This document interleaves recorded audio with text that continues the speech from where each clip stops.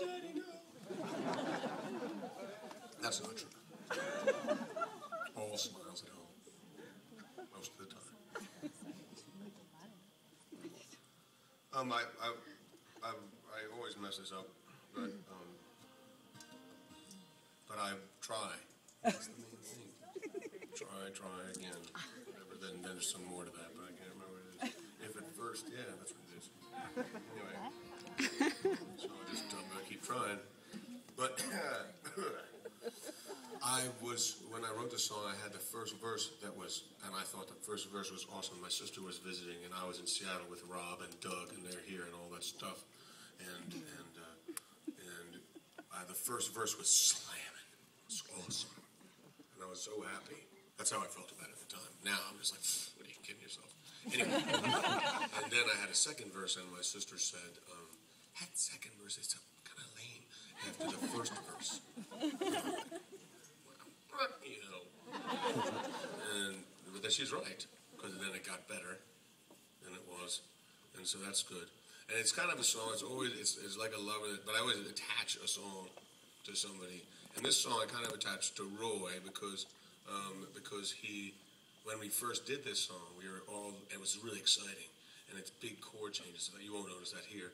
But they're kind of dramatic for me, at least. And then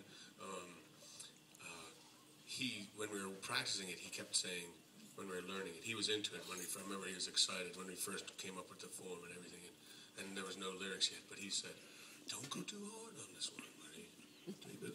And the whole band was playing, and it was killing. It was like, it was a big, everyone was playing. And then, sure enough, when I started writing it, it just sounded forced and fake. And so it ended up, even though we all kind of created it together, it just worked better when it was just me and the guitar. And then I only figured that out after, but I always had his voice in my head. That helps you remember all the good bits, because it wasn't easy. Anyway, but I just remember that wisdom, I remember that wisdom that he said, "Hey, buddy, don't go too heavy on that song,